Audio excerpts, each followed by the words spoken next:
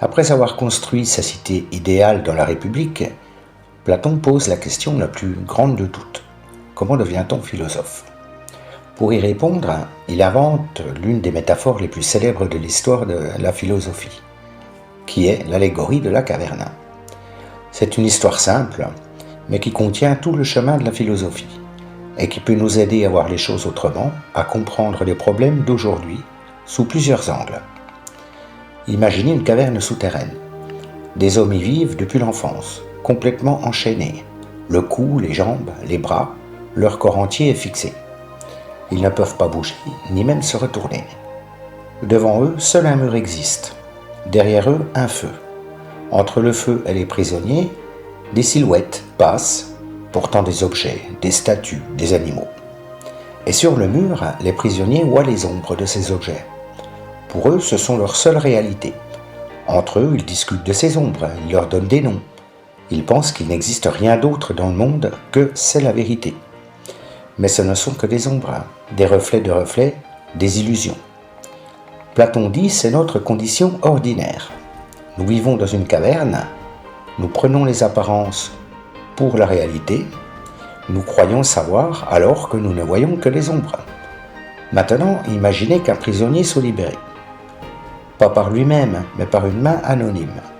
Cette main détache ses chaînes, le force à se lever, à se retourner.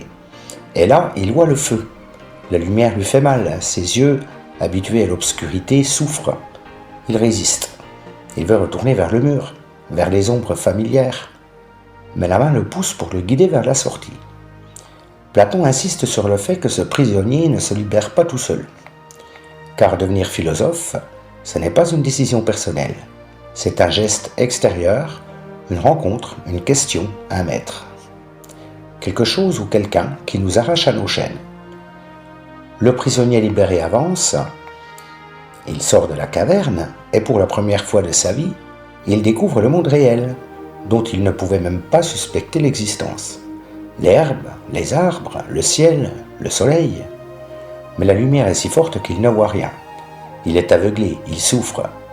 Platon dit, au début, il souffrirait et serait incapable de voir les choses réelles. La lumière brûle, la vérité fait mal. Le prisonnier doit s'habituer progressivement à tout ce qu'il voit. D'abord les ombres réelles, les reflets dans l'eau, puis les objets eux-mêmes, les étoiles, la nuit, le soleil. C'est un processus lent, un chemin de douleur et d'émerveillement à la fois. Mais enfin, il comprend que le soleil c'est le bien, la source de toute lumière, la cause de toute réalité. Et aussi que les ombres dans la caverne n'étaient en fait que des illusions. Maintenant, imaginez le prisonnier libéré, retournant dans la caverne. Mais pourquoi redescendrait-il dans cette caverne ? Il est libre, alors pourquoi retourner dans l'obscurité ? Platon répond, le philosophe ne reste pas dans la lumière pour lui-même. Par devoir, il redescend pour libérer les autres. Il retourne vers ses anciens compagnons pour leur dire que ce qu'il voit dans la caverne n'est pas la réalité et qu'il y a un vrai monde qui existe au-delà, qu'il y a la lumière. Dès qu'il est redescendu dans cette caverne pour expliquer aux autres prisonniers ce qu'il a vu, ils se moquent de lui. Ils refusent de le croire et ils le traitent de fou. Pour eux, il est devenu aveugle. Il ne voit plus les ombres comme avant. Il parle d'un monde qui n'existe pas. Platon écrit « Il le tuerait s'il le pouvait ». Cette phrase fait peut-être allusion à Socrate, qui a été condamné à mort. Parce qu'il disait la vérité, parce qu'il dérangeait, parce qu'il voulait libérer les autres. Le philosophe, c'est celui qui accepte d'être haï pour dire la vérité. Finalement, comment devient-on philosophe ? Platon nous donne la réponse en 5 étapes. Premièrement, on commence dans la caverne, dans l'ignorance, dans les ombres qui sont nos conditions ordinaires. Deuxièmement, quelque chose ou quelqu'un nous libère. Une main anonyme, un geste extérieur, car on ne se libère pas tout seul. Troisièmement, on souffre. La lumière fait mal, la vérité brûle. On résiste. On veut retourner en arrière. Quatrièmement, on comprend, on voit le soleil, on connaît le bien, et on réalise que les ombres n'étaient que des illusions. Cinquièmement, On redescend, car on souhaite libérer les autres par devoir, même si on sera rejeté et haï. Finalement, devenir philosophe, ce n'est pas acquérir un savoir. C'est changer de regard, c'est passer des ombres à la lumière, accepter la douleur de la vérité, c'est accepter le devoir de la transmission, et c'est un chemin, pas une destination. Et que devient le philosophe dans cette cité juste? Platon répond, il devient roi. Pas parce qu'il veut le pouvoir, mais parce qu'il connaît le bien, parce qu'il sait ce qui est juste. Le vrai roi, ce n'est pas le plus riche, ni le plus fort, ni le plus populaire.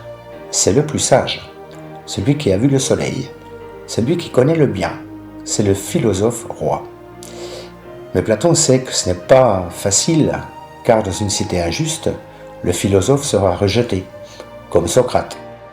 Alors il reste dans la lumière. Il devient philosophe, non par ambition, mais par sagesse, et il attend. Il attend le jour où la cité sera prête pour lui. Finalement, on ne devient pas philosophe en lisant des livres, ni en apprenant des théories. On devient philosophe en sortant de sa caverne, en acceptant la douleur de la lumière, et en comprenant que les ombres ne sont pas la réalité.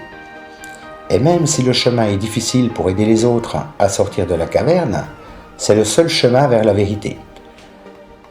Comme dit Platon, la philosophie, c'est apprendre à mourir à ses illusions, mourir à ses certitudes, mourir à ses ombres, pour renaître à la lumière.